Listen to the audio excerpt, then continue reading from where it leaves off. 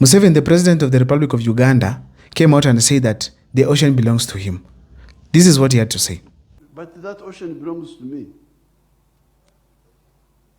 Because where is my ocean? I am entitled to that ocean. In future, we are going to have wars. Ladies and gentlemen, for those who don't know, Uganda is a landlocked country in that it does not have access to any ocean. They only have access to a lake. But he's saying the ocean belongs to him.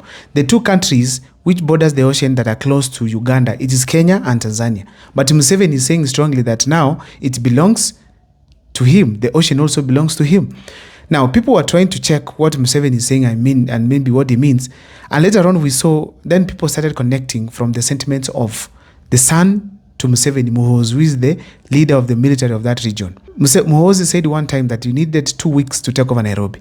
Now he said he needs 8 hours to take over the ocean in Kenya, which means the ocean they are targeting, it's that one that is accessed by the Kenyan people. After Museveni had said all this, we saw very serious weapons taken to Uganda, some of them from Russia.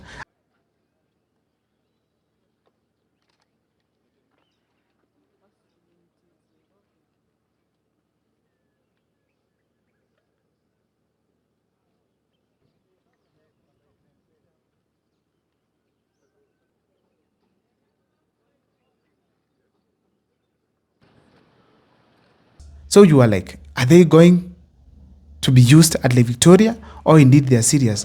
They are coming to Kenya, Mombasa region, to take over the ocean.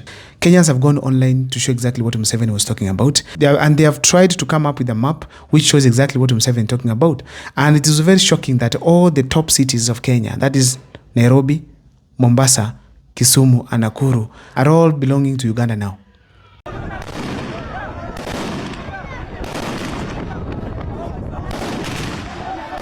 This is our land. It's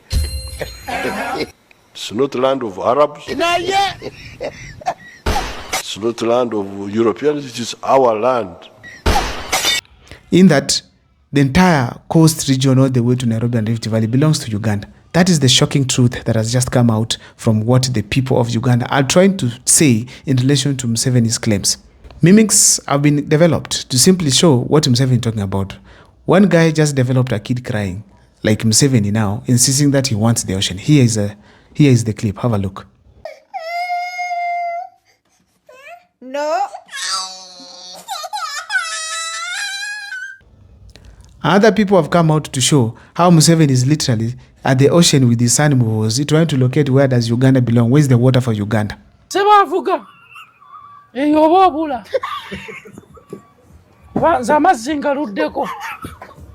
The Ugandans have also come out to state clearly that they are coming to Kenya now to fetch their water, in that they have carried their jerrycans, their guns, basically to travel to Kenya, fight Kenyans, and eventually take their water to Uganda.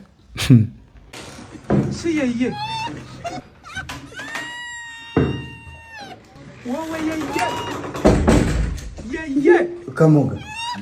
Chichi hata ogenda wa. Wata genda ndino Indian Ocean ya Kenya agitwala. Indian Ocean? Kati ogenda kula chogenda ova mu Uganda. Ano Kenya zanyize nkubulira. Some Ugandans have literally come on TikTok to abuse Kenyans and say sisi ni wajinga, in that now they are preparing to come for the ocean which belongs to them. Oh God. Watu wa Kenya tunataka Indian Ocean. Watu wa Kenya yote yuko mjinga sana, lakini mutaona moto gunawaka. However, Kenyans did not just sleep. They had reactions, various reactions to talk about the sentiments of Yoweri Kaguta Museveni. And these are what Kenyans had to say. Kama unataka Indian Ocean, chimba yako. Chimba yako. Sisi hatukuogopi kama Kenyans. Chimba Indian Ocean yako wewe Kaguta Museveni.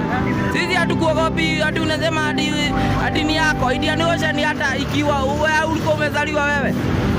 Wewe Yoweri Kaguta wewe. Sisi hatukuogopi. Sawa? Kwani wewe ni nani wewe? Anakuanga nani huyu jamaa? Jua hata mimi sikuwa namjua, nimemjua tu saa hii. Ati nasikia anasema Indian Ocean yake. Indian Ocean. Indian Ocean. Kaguta Museveni, tafuta matinga uchimbe Indian Ocean yako kama Indian Ocean unataka. Sisi hapa Kenya tutakunyorosha, my friend. My friend, tutakunyorosha sisi. Ni vita unataka ati unasema tutaanza vita na Uganda in future. Wewe utasumbuana na wewe, wacha nikwambie. Hapa si Uganda. Hapa ni Kenya.